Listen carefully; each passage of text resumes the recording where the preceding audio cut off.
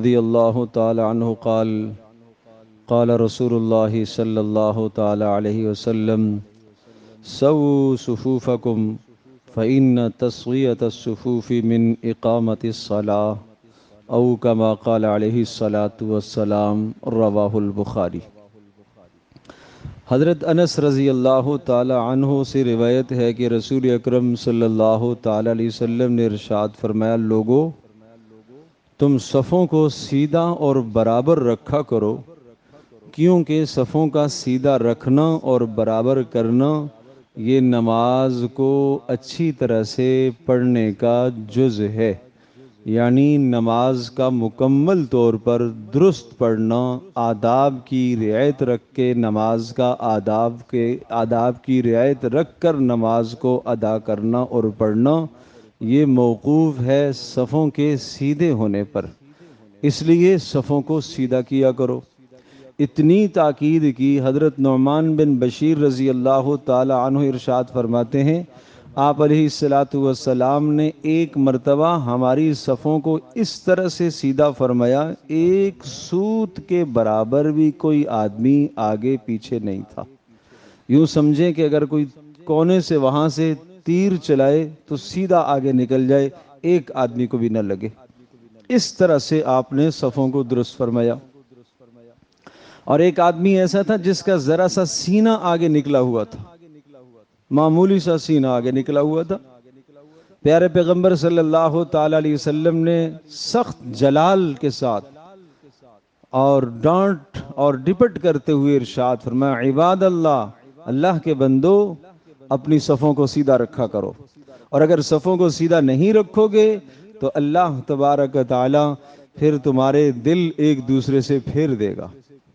معنی یہ کہ تمہارے دلوں میں نفرتیں اور بغض پیدا ہو جائے گا۔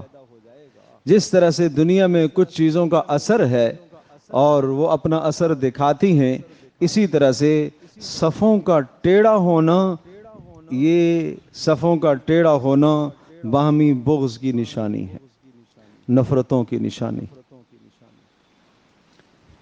تو صف بندی کا اہتمام ہمیشہ کرنا چاہیے، بہت زیادہ خیال رکھنا چاہیے۔ لوگ اس کو بڑا ہلکا لے لیتے، بڑا ہلکا سمجھتے۔ اس لیے جہاں صفیں بچھی ہوئی ہوں، اپنی ایڑیوں کو ایک جگہ پر ملا کر رکھیں۔ حدیث میں آیا ہے، کندھے سے کندھا، ٹخنے سے ٹخنا برابر کر کے صفوں کو سیدھا کریں۔ بہت زیادہ تاکید ہے۔ اب یہ عام طور پر تو ہم کہتے رہتے ہیں جب جماعت کھڑی ہوتی ہے، لیکن اتنی ساری حدیثیں اس وقت ساری پڑھنے کا موقع ہوتا نہیں ہے۔ تو اس لیے اگر صفوں کو برابر کرنے میں کوتاہی کرو گے تو اس کے نتیجے میں لازماً یہ سزا ہے کہ اللہ تبارک و تعالیٰ تمہاری اجتماعیت کو اور تمہاری وحدت کو اللہ پاک پارا پارا کر دے گا اور تمہارے درمیان میں پھوٹ پڑ جائے گی۔ گزشتہ امتوں کے اندر جو عذابات آئے اور ان میں جو پھوٹ پڑے، علماء نے لکھا ہے کہ اس پھوٹ اور نفرت کی ایک وجہ یہ بھی تھی۔ تو آج مسجد میں بھری مسجد ہوتی ہے، باہمی وہ محبتیں بھی نہیں بچی ہیں، باہمی بغض ہے، کینے ہیں، نفرتیں ہیں، اس لیے کہ ہماری صفوں کی اصلاح نہیں ہے۔ رسول اللہ صلی اللہ علیہ وسلم نے فرمایا کہ یمسح مناکبنا فی الصلاۃ، نماز میں اس طرح سے کھڑے ہوا کرو، اس طرح سے کہ ایک دوسرے کے کندھے دوسرے کے برابر ہو جائیں، مل رہے ہوں آپس میں۔ اور پھر آپ نے فرمایا سیدھے ہو کے کھڑا ہوا کرو، آگے پیچھے نہ ہوا کرو۔ اور پھر ارشاد فرمایا لیلینی منکم اولو الاحلام والنہا، میرے پیچھے خاص طور پر وہ لوگ کھڑے ہوا کرو جو عقل مند ہیں، سمجھدار ہیں، اس لیے کہ تاکہ امام کی نماز کو سیکھ سکیں۔ خاص تاکید کی ہوئی تھی کہ میرے پیچھے خاص طور پر سمجھدار لوگ کھڑے ہوا کریں، کہ کہیں اگر ضرورت پڑتی ہے امام کو اپنا نائب بنانے کی اور امام کو کوئی حاجت وضو کی کوئی اور حاجت پیش آئے تو پیچھے کوئی ایسا آدمی تو ہو جو نماز پڑھا سکے۔ یہ پیارے پیغمبر صلی اللہ علیہ وسلم کی ہدایت ہے۔ پھر آپ نے ارشاد فرمایا اتموا الصف المقدم، پہلی صف کو پہلے مکمل کیا کرو، اور یہ نہیں ہونا چاہیے کہ اگلی صف میں نقص رہ جائے اور پچھلی صف تم بنانا شروع کر دو۔ اگلی صف میں ادھر بھی کنارے میں جگہ ہے، ادھر بھی کنارے میں جگہ ہے، نئی صف بننا شروع ہو گئی۔ ہم سمجھتے ہیں کہ وہاں سے آدمی اس کو پر کر لے گا، ادھر والا آدمی پر کر لے گا، کیا مجھے ثواب کی ضرورت نہیں ہے؟ اتنا بڑا ثواب ہے اگلی صف کا، اگلی صف کے مقابلے میں پچھلی صف کا ثواب تھوڑا ہے۔ تو اس کا مطلب یہ ہوا کہ ایک آدمی اگر آگے نہیں بڑھ رہا تو یہ ثواب سے اپنے آپ کو بے نیاز، اپنے آپ کو مستغنی سمجھ رہا ہے کہ مجھے ثواب کی ضرورت نہیں ہے۔ اب میں آپ کو صف کی اہمیت اور ثواب کے بارے میں حدیث سناتا ہوں۔ آپ نے ارشاد فرمایا کہ بے شک اللہ تبارک تعالی رحمت نازل فرماتا ہے اور فرشتے رحمت کی دعائیں کرتے رہتے ہیں۔ کس کے لیے؟ پہلی صف والوں کے لیے۔ صحابہ نے عرض کیا اللہ کے رسول دوسری صف کے لیے بھی؟ آپ نے پھر ارشاد فرمایا بے شک اللہ رحمت نازل فرماتا ہے اور ملائکہ رحمت کی دعائیں کرتے رہتے ہیں پہلی صف والوں کے لیے۔ پھر صحابہ نے عرض کیا اللہ کے رسول دوسری صف والوں کے لیے بھی؟ پھر آپ نے وہی بات دہرائی اللہ پہلی صف والوں پر رحمتیں نازل فرماتا ہے اور ملائکہ ان کے لیے دعائیں کرتے رہتے ہیں خیر کی۔ پھر صحابہ نے کہا اللہ کے رسول دوسری صف بھی؟ پھر آپ نے فرمایا تیسری مرتبہ جا کر ہاں دوسری صف والوں پر بھی۔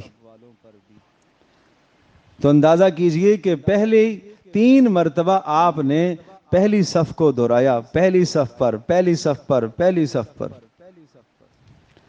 تو ایک آدمی جلدی آتا ہے مسجد میں اور 10 منٹ پہلے آ گیا ہے، 5 منٹ پہلے آ گیا ہے، اذان ہوتے ہی مسجد میں داخل ہو گیا ہے، جماعت کھڑی ہونے میں ابھی وقت باقی ہے، صف اول میں گنجائش موجود ہے، تو یہ آدمی کیوں ثواب سے مستغنی ہے؟ وہ باہر کھڑے ہو کے نماز پڑھ رہا ہے، وہ ایک کنارے میں کھڑے ہو کے نماز پڑھ رہا ہے، ادھر کھڑے ہو کے نماز پڑھ رہا ہے، کیا ایسے صف اول کے ثواب کی ضرورت نہیں؟ تو پیارے پیغمبر صلی اللہ تعالی علیہ وسلم کی جو تعلیمات ہیں وہ تعلیمات یہ ہیں کہ جب آپ مسجد میں آئیں تو آپ اللہ کو اپنی رغبت دکھائیں، اپنی طلب دکھائیں، اور اللہ کو طلب وہی شخص دکھا سکتا ہے جو جتنا آگے ہوگا، جو جتنا آگے ہوگا، امام کے مصلی کے جو جتنا قریب ہوگا، محراب کے جو جتنا قریب ہوگا، اللہ تبارک تعالیٰ کی رحمت کا نزول یہاں ہوتا ہے محراب اور مصلی پر، پھر یہاں سے یہ رحمت تقسیم ہوتی ہے۔ تو جو جتنا اس جگہ کے قریب ہوگا اس پر زیادہ اللہ پاک کی رحمت نازل ہوگی۔ اس لیے ہمیشہ اس بات کی کوشش فرمایا کریں مسجد میں جب بھی آپ تشریف لائیں، اگر وقت باقی ہے نماز کو اور آپ نے اس سے پہلے کے نوافل اور سنتیں ادا کرنی ہیں تو اگلی صفوں کو آپ معیار، اگلی صفوں کو آپ جو ہے مقدم رکھیں، ان کو آپ پہلے پر کر لیں، اور پھر اگر خلا باقی ہے تو پھر ایک علیحدہ بات۔ اور پھر ایک حدیث میں یوں بھی آیا ہے کہ پچھلی صف میں ایک شخص نے اکیلے کھڑے ہو کر نماز پڑھی تو آپ نے اس کو تاکید کی جاؤ جا کر نماز کو دہراؤ۔ اکیلے نماز پڑھنے والے کو آپ نے تاکید کی، سخت ڈانٹا، جاؤ جا کے نماز کو دہراؤ۔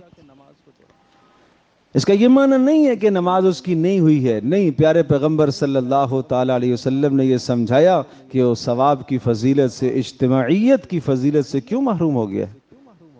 یہاں تک بھی حکم ہے کہ اگر آپ اکیلے ہیں اور پیچھے آنے والا کوئی نہیں ہے تو اگلی صف سے ایک آدمی کو آپ پیچھے کھینچ لے، لیکن یہ اس صورت میں ممکن ہے کہ جب وہ اگلی صف والا مسئلہ جانتا ہو کہ اس کو آپ نے کھینچا پیچھے تو وہ پیچھے آ گیا ہو۔ اب آپ دیکھیں نماز میں وہ پیچھے جو آئے گا یہ معمولی سارا چلے گا، جو یہ چلنا اس کے لیے جائز، کیوں؟